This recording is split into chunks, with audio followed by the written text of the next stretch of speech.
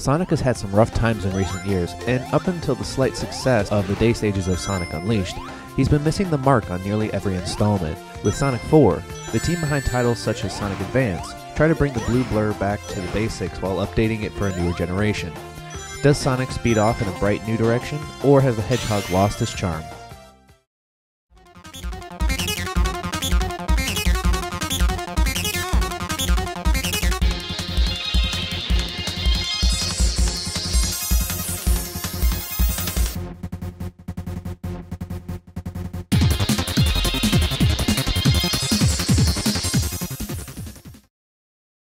Sonic 4 looks fairly decent, the levels are smooth, and the achievement of resembling older titles is spot on. Seeing this 3D 2D hybrid in the works is quite beautiful to look at, and you'll enjoy watching the moments when Sonic is hitting top speed and motion blur takes place behind him. That's not to say this game is without its flaws. Many times Sonic seems rather dull and almost blank. While he begins running, it looks awkward and jarring, but once he gets going, it looks like an updated Sonic from the older series. An 8.5.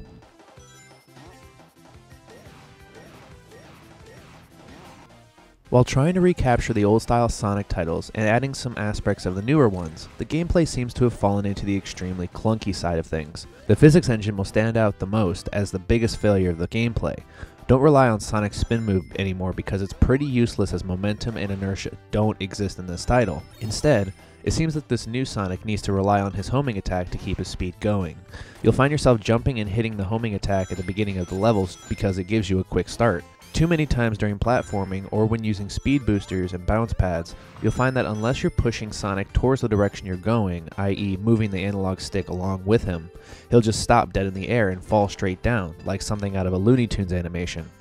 Other times you won't want to move the analog stick because there are multiple boosters going different directions, and the game confuses what is being pushed, and will cause Sonic to hit the brakes. The only time where Sonic seems to play like Sonic should play is after you've unlocked Super Sonic. His high speeds and unwavering momentum seems to be much more smooth and lenient, and exactly what the game should have been. But what seems to be Sonic's worst component is still very apparent in this title with a rather dismal control setup, a 6.5.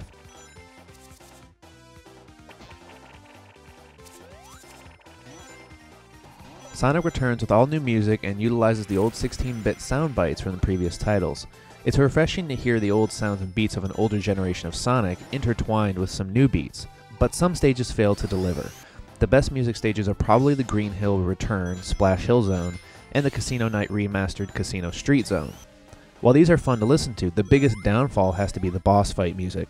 It's a very short loop that will get stuck in your head and won't be leaving anytime soon, even though you want it to. An 8.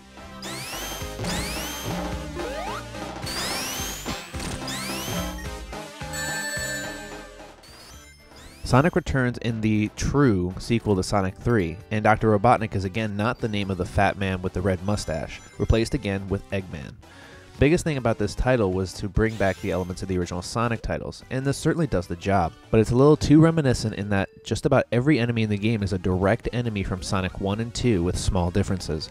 While this may be the return that many diehard fans have been wanting, it seems like the team behind it was trying a little too hard to make it look like the old titles, by making it seem more like a remake rather than a sequel. A 7.5.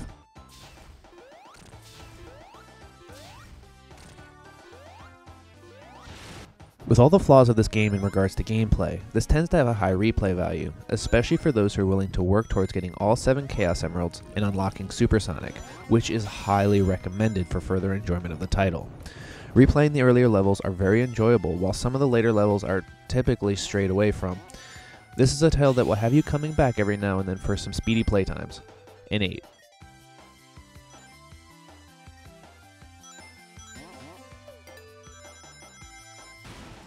Sonic 4's achievements are about the same as the older Sonic games on the 360.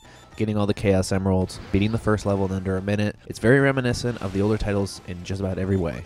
An 8.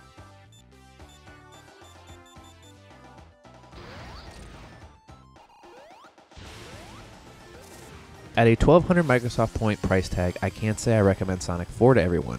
If you are a die-hard Sonic fan and have been wanting a chance to relive the old 16-bit days of Sonic, I'd recommend this title with a little bit of caution in regards to the controls and physics of the game.